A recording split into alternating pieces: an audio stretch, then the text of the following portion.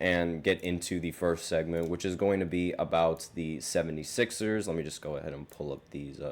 Whoop, that was a mistake. I didn't mean to do that. Let me just go ahead and pull up these slides real quick, and just so that way you guys can see exactly what I'm talking about. And everything is just messing up for me now. That is fantastic. You love to see it.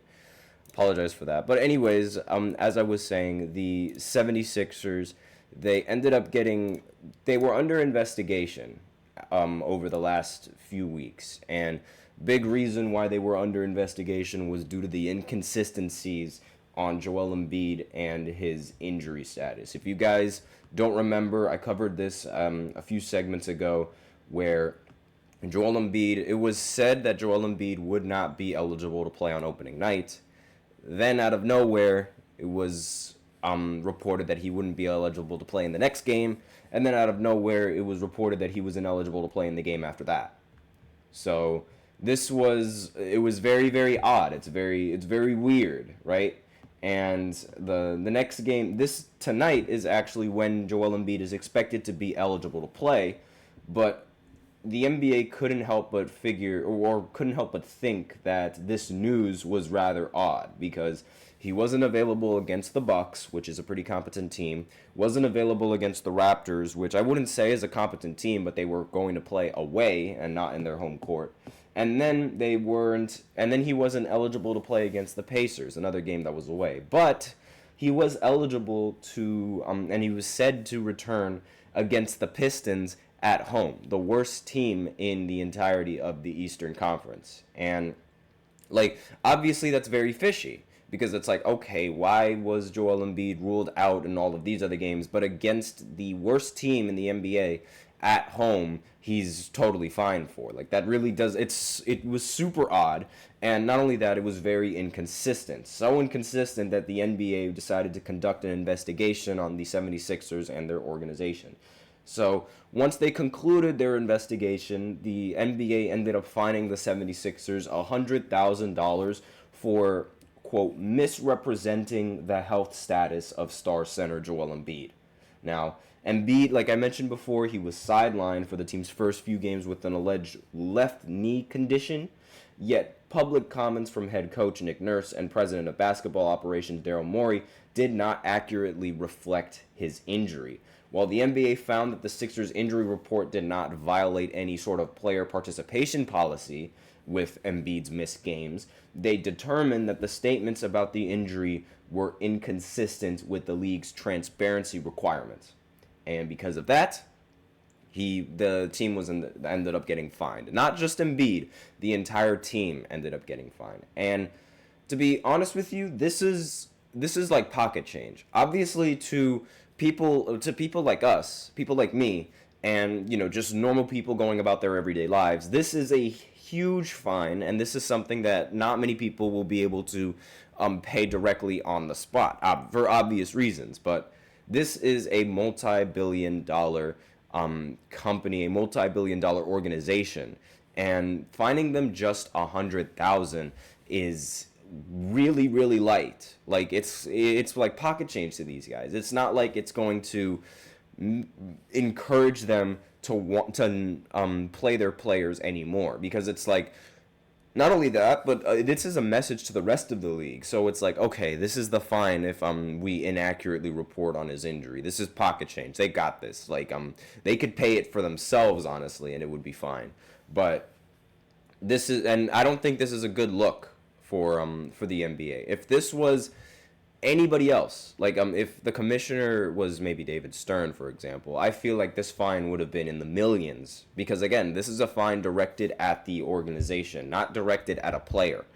And that's just pocket change to these guys. So I don't think that, while I do agree with the fine and I do think they should have been fined, maybe they should have been fined for a little bit more than just $100K.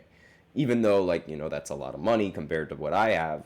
It's not a lot of money compared to what they have. So the participation policy, it started last season. So it was made to stop frequent absences of high-profile players from nationally televised games. The rule requires that injuries justifying missed games be substantiated to provide fans and media with accurate information about player availability. And the league investigated the Sixers for this, but the issue was not Embiid's absence, but the misleading public comments about his health.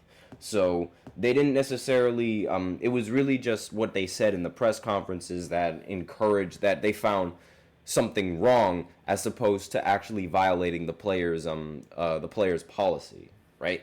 They violated the transparency policy. They did not violate the player participation policy that was recently established. So Embiid, he's obviously the former MVP.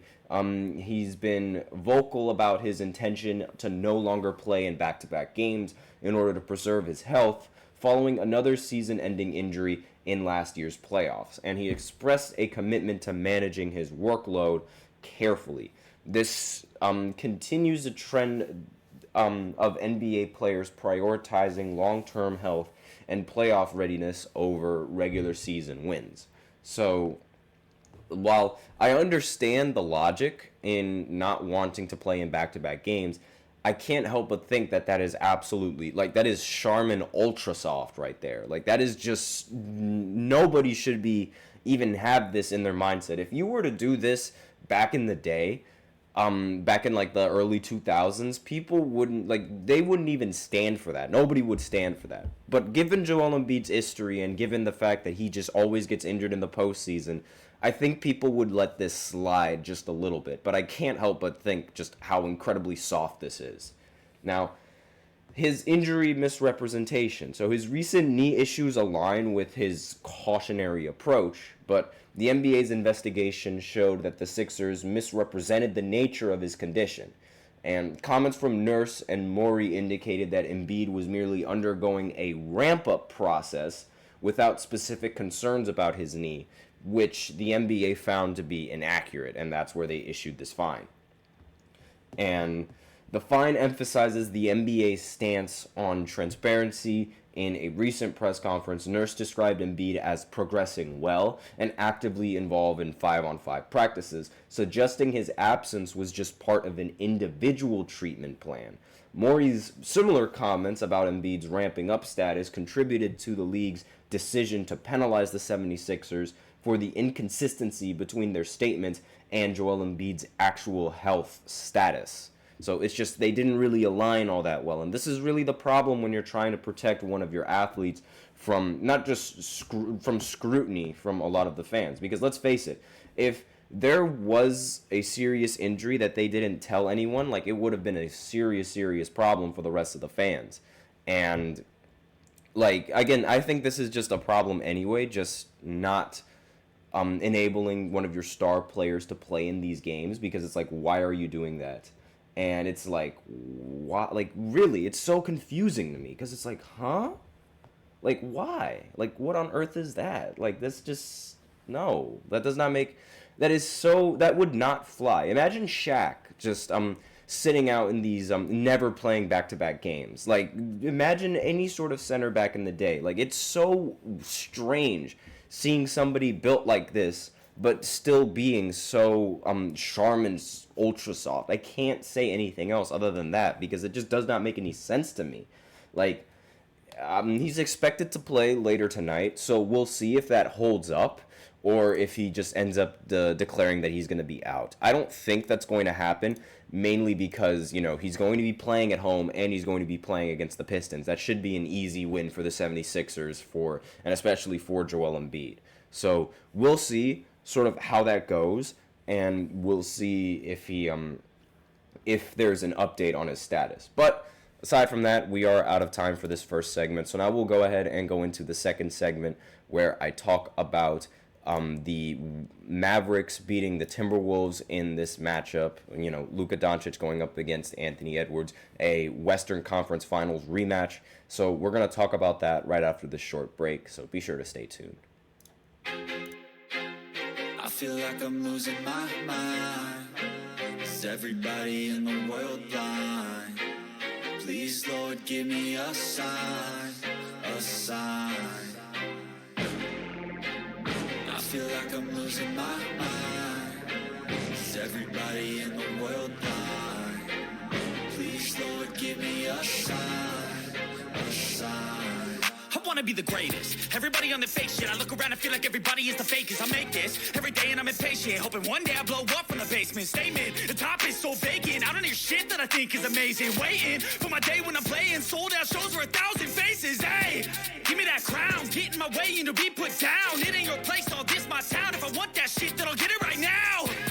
I'm losing it, the noose it fits, some losing shit, a stupid myth. You choose to live or choose to dip, you choose to fight or lose your grip and lose a gift. Oh. I feel like I'm losing my mind.